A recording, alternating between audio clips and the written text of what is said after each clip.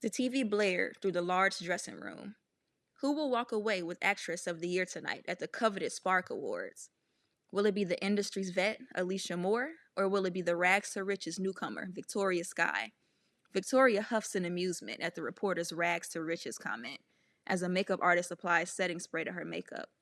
The reporter on the TV continues. Skye has certainly cemented herself as one to watch. Will America's new sweetheart add her biggest accolade yet, or is now just not her time?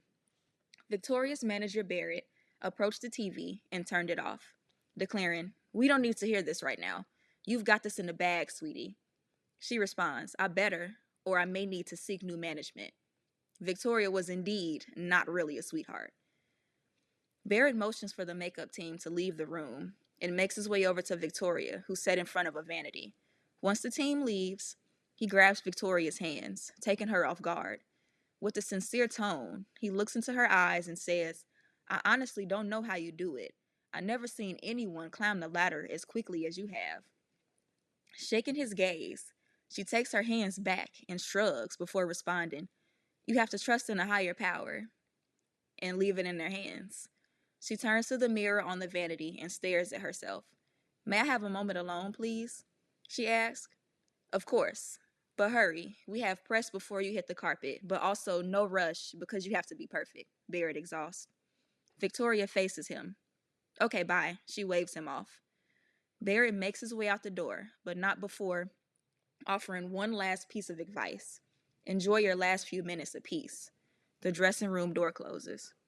Victoria takes a deep breath and turns to the mirror, lights illuminating the shimmer to her eyeshadow, her pin curls staying perfectly still as she positions herself in the seat, hands resting on the vanity.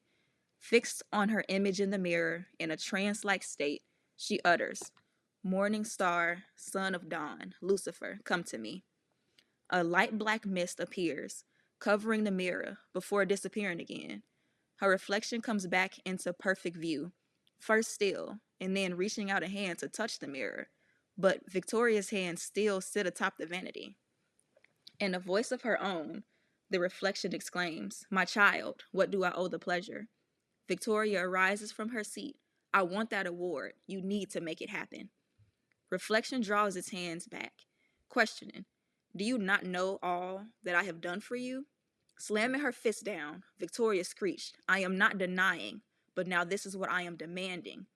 Taking a defensive stance, Reflection cocks his head back, explaining, "My dear, I feel that this has run its course. I believe now is the time you uphold your end of the deal." Now pointing a finger at the mirror, Victoria squints, and her face grows curious. "My end," she mutters. Reflection responds, "Yes, in exchange for anything you wish, you signed in blood for a favor of my choosing when the time came. The time is now."